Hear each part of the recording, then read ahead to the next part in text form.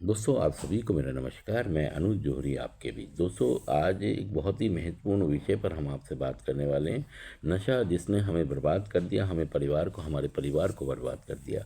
और दोस्तों जो नशा जो हम छोड़ सकते हैं, बस हमें एक दृष्टिकोण बनाना है, एक सोच बनानी है, एक समझ बनानी है।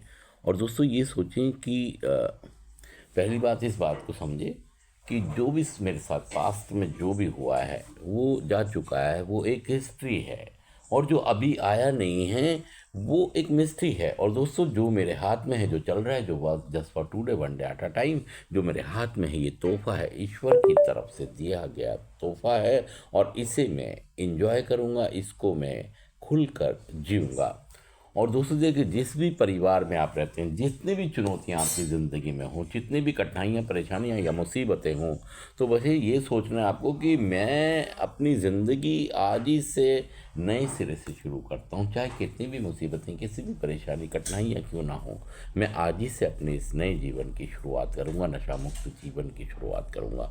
और दोस्तों देखिए, ऐसा नहीं है कि लोगों ने इस पर नई शुरुआत नहीं की है, आप भी कर सकते हो, उन्होंने की है, आप भी नशा मुक्त हो सकते हैं।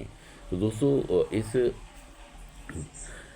जैसे जैसे आप अपने मन को सिग्नल देते हैं, वैसे ही सिग्नल आने शुरू हो जाते हैं। अगर आप ये कहें कि मैं नशा मुक्त नहीं होऊंगा, तो दोस्तों असल में एनर्जी फॉलो द थॉट्स। और देखिए, थॉट्स को फॉलो करती एनर्जी। जैसे जैसे आप अपने मन को सिग्नल्स देते हैं, वैसे वैसे आंसर शुरू हो जाते हैं, आंसर आने उनके। तो इस बात का ख्याल रखें।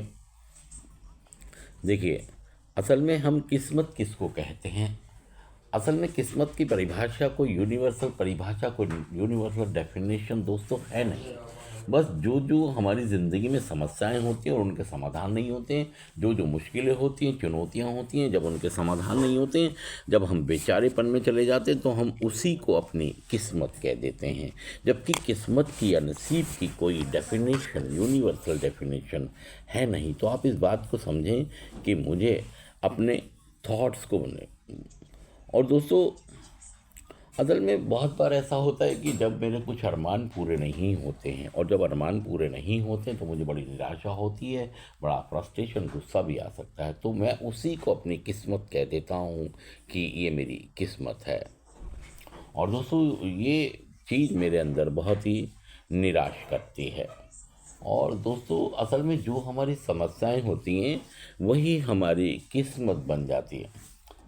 देखिए दोस्तों कि हम सभी चीज़ें, मेरे मुताबिक सभी चीज़ें नहीं चल सकती। दुनिया में बहुत सारे पक्ष हैं, पहलू हैं, और बहुत सारी चीज़ें मेरे मुताबिक हो जाएंगी, कुछ मेरे मुताबिक नहीं होंगी। तो इस बात को ध्यान में रखें कि दुनिया में, संसार में मेरे मुताबिक सब चीज़ें नहीं चल सकती। बस एक स्वीकार भाव अपने दिमाग में लाना है, अपने दिल में लाना है। वो स्वीकार भाव क्या? और जब एक नई शुरुआत आप करते हैं, नया भाव लाते हैं, अपनी सोच को बदलते हैं, दृष्टिकोण को बदलते हैं, तो यही, इसको ही हम किस्मत कह देते हैं। जब आप इसको अपने जीवन में लाएंगे, दृष्टिकोण पॉजिटिव, सकारात्मक करेंगे, तो यहीं से आपकी किस्मत बदलने लगेगी। और जब आप तरक्की पे जाएंगे, आप इसको भी एक तरह, असल में दिक्कत, हमारी सभी समस्याओं का समाधान ये है कि जो हमारी समस्या चल रही है, हमने उसको स्वीकारा नहीं है। जो आज का हमारा जीवन है, जैसा हम जीवन जी रहे हैं, असल में हमने इसको स्वीकार नहीं किया है। जिस दिन हम स्वीकार कर लेंगे तो हमारी बहुत सारी समस्याओं के समाधान अपने आप हो जाएंगे। और देखिए, अगर हम स्वीकार नहीं करेंगे तो हम लड़ाई ही करते रहेंगे, तो हमारी लड़ाइयाँ चलती रहेंगी। और देखिए, एड्रेनल जब एक्टिव हो जाता है, इंटरनल, तो फिर फ्रस्ट्रेशन, गुस्सा, और फिर सारा दिन आप ये सोचते रहते हैं कि यार मैं क्या स्वीकार करूं, क्या स्वीकार नहीं करूं। ये बहुत बड़ी प्रॉब्लम आती है। और दोस्तों जिन चीज़ों को हम नहीं बदल सकते, तो उनको हमें स्वीकार करना चाहिए। जिन जिन हालात, परिस्थितियां, लोगों को हम नहीं बदल सकते, हम उन्हें स्वीकार करें। और अगर हम इसको कर लेंगे तो आप देखिए, अब पता नहीं मैं सुखी रहूँगा या नहीं रहूँगा। ये सवाल ही गलत है। जब आप गलत सवाल करेंगे तो आंसर भी आपके पास गलत ही आएंगे। तो दोस्तों इतनी कन्फ्यूज़न रहेंगे। अगर आप